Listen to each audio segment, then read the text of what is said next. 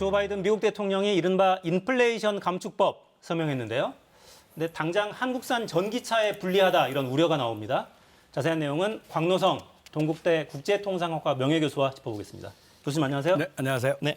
자, 이 법안 핵심 내용은 어떻게 간추릴 수 이 있겠습니까? 법안이 이제 크게 세 개 부문으로 구성되어 있는데 첫째는 기후변화 대응하고 에너지 안보 문제, 그다음에 이제 의료 보장의 확대 문제, 또 그다음에 이를 필요한 재원 확대 방안, 예를 들어서 연매출 10억 달러 이상의 법인세 최소 기준 15% 이상은 매겨야 된다. 또 자사주 매입 기업에서 1% 이상 과세를 하겠다. 이렇게 해서 총 7,400억 달러, 우리나라 돈으로 910조 원이니까요.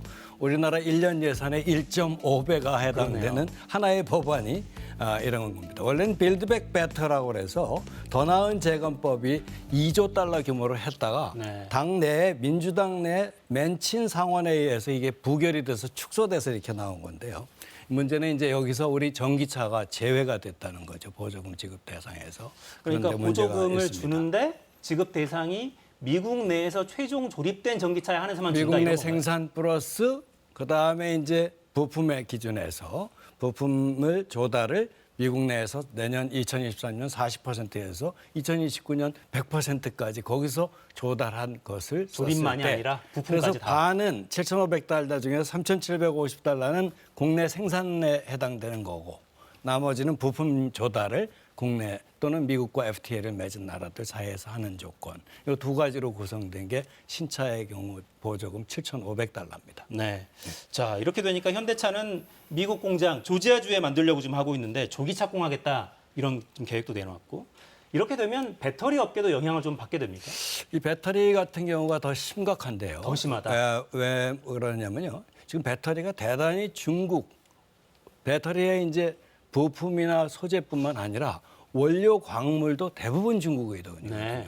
부품 소재라는 게 음국재, 양국재, 전해질 그다음에 이제 그건데 그것이 대부분 60 내지 70%가 중국산이고 그다음에 우리 원료 광물이라는 게 우리가 이제 니켈, 코발트, 망간, NCM 배터리고 고급 배터리를 만들어서 리튬 이온 배터리를 공급하고 있는데 이게 네. 고급이란 말이죠. 한번 충전하더라도 오래 가요. 근데 이게 전부 중국이 지배하고 있거나 아니면 중국이 아프리카나 라틴 아메리카에서 채굴 광산 가공까지를 중국이 움켜쥐고 있는 항목이거든요. 이제 이것에 대해서 지금 규제를 내리기 때문에 만약에 중국산에 대해서 이걸 하게 안 되면 미국식으로 간다면 지금 인산하고 철하고 쓰는 그 범용 광물 중국이 지구이지 않은 것 그걸 가게 되면은 한국은 이제 전략을 완전히 바꿔야 되는 네. 그런 의미가 되게 됩니다. 중국에 많이 기대고 있는 그 광물들을 수입선을 다른 나라로 바꾸는 건 좀 바꿔라. 어렵습니까? 미국 쪽으로 바꿔라.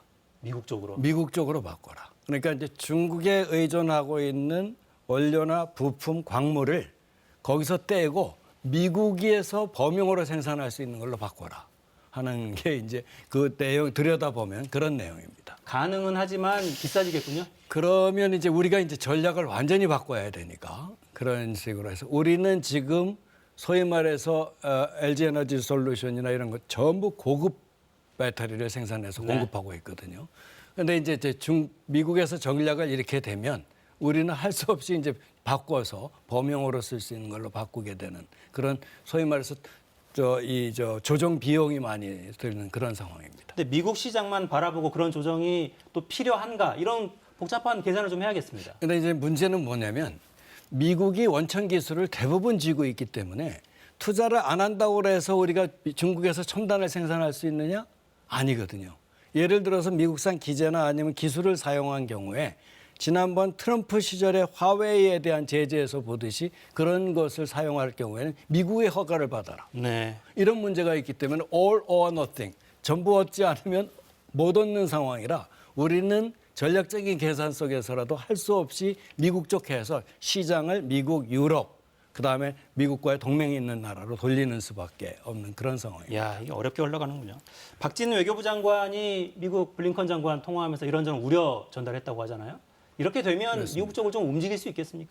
이게 지금 일단은 미국에서 우리 반 빠진 게 아니라 지금 미국 IRS라고 그러는 국세청이에요. 거기서 총 72개 종이 공급되는 전기차 중에 70%를 빼놓고 네. 우리도 물론 빠졌죠.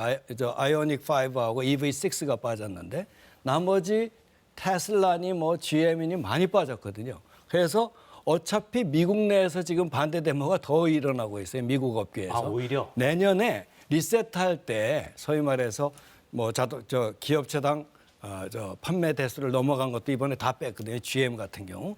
그럴 때 우리가 이제 이런 컴플레인을 통해서라도 어떻게 들어가는 방법을 강구하려면 지금 국회 차원의 결의문뿐만 아니라 이런 WTO나 한미 FTA에서 나오는 어떤 차별 대우 금지 문제, 내국민 대우, WTO의 내국민 대우 원칙. 일단 미국에 상륙한 것은 미국 제품과 똑같은 취급을 해라 네. 하는 이런 걸로 계속 위협과 그다음에 컴플레인을 제기하는 것은 내년에 리셋 당시에 할 때 효과가 있는 방법이라고 생각이 됩니다.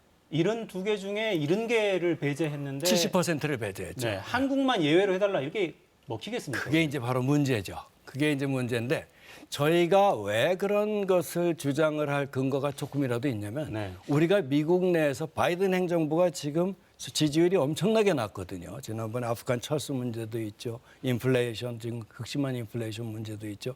이럴 때 한국이 1위 일자리 3만 5천 개를 창출하는 투자를 약속했거든요. 대규모 투자 계획 다 내놨어요. 그러니까 한국이 제일 큰 고객인데 이렇게 고객인데 동맹을 그 빌미로 해서 이거 한다는 것은 사실 맞지 않다. 소위 말해서 의리가 맞지 않다라는 설득의 근거는 조금은 있죠. 아니 뭐 그렇긴 한데 미국이 또 중간 선거가 하필 있어서 동맹보다 경기 부양, 그러니까 이제 그게 이제 부양권을 다행히도 이번 11월이니까. 그렇죠. 11월 때는 아직 리셋을 안 할 당이니까 11월이 지나서 미국이 이런 것이라도 해서 큰 민주당의 승리를 거둔다면 내년에 리셋할 때는 뭐 가능성이 있지 않을까 시점상. 그러니까 선거용으로 충분히 활용할 건 활용하고 그 다음에 우리 사정을 예, 봐달라. 그 다음에 이제 우리는 계속 이런 어떤 촉구나 아니면 결의안 채택, 그 다음에 그 이런 아는 채널을 통해서 불만을 제기할 때 그런 효과를 노려볼 수가 있지 않을까. 아니면 아무것도 안 하면 아무것도 효과도 없으니까 지금 그런 상황입니다. 알겠습니다. 자, 자동차 이야기는 이렇고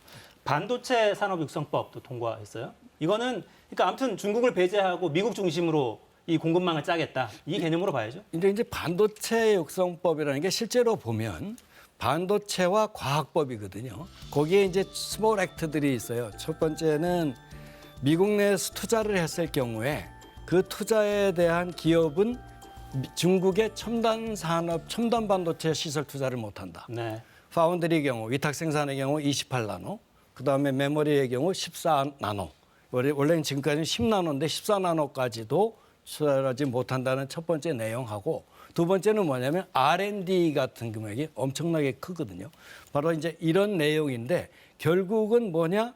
반도체 육성법도 만약에 중국에서 투자를 첨단을 못하게 하기 때문에 중국에서는 범용만 생산해라. 투자는 미국에서 투자를 하고 미국에서 첨단을 생산하고 중국은 따라오지 못하게 해라 하는 것이 반도체 육성법의 그 속뜻이라고 볼 수가 있습니다. 네. 그러니까 전에 보면 더 많은 자유무역이 더 많은 자유 세계 뭐 이런 것도 만들 거다 이런 전망들이 많았는데 그냥 이제는 시장을 갈라치는군요. 원래 이제 트럼프 이후에 드러났지만 민주당이 오히려 잡으면 이 노조를 끼고 있는 게 민주당 노동자들의 표이기 때문에 원래 이렇게 심하거든요. 네. 그런데 이제 실제로는 트럼프 공화당 시절부터도 이걸 중국에 대해서는 이렇게 왔기 때문에 이런 추세는 앞으로 계속 갈 것이다 이런 생각이 듭니다. 계속 갈 것이다. 자, 시간이 거의 다 됐는데요. 그럼 우리 대응 어떻게 해야 되겠습니까? 일단은 저희는 굉장히 전략적 선택의 기로에 있어요. 미국을 선택할 것이냐 아니면 중국에 선택할 것이냐 이미 결정이 나서 미국하고 해야 돼요. 네. 왜냐하면 모든 상품의 무역과 수출입이 거래가 모든 제품이 첨단 제품의 경우 안보화되고 있는 상황 속에서 이제는 안보를 미국에 의존하고 그다음에 중국의 경제를 의존한다는 게 제품 자체가 안보화돼 버렸으니까 네. 이거는 어쩔 수 없이 동맹을 한입하되 이 기회에서 기술 습득이라든지 기술 개발이라든지 아니면 중국에 있는 공장의 국내 이전을 통한 어떤 일자리 창출이라든지 이런 전략적 선택을 통해서 우리나라가 오히려 이거를 기회로 삼아야 될 그런 시점에 온 것 같습니다. 네. 자, 피할 수 없는 상황이 왔다. 이런 말씀이네요. 광노성 교수였습니다. 감사합니다. 네, 수고하세요. 자, 오늘 저희 준비한 내용은 여기까지입니다. 저는 내일 돌아오겠습니다. 4시엔 사사건건.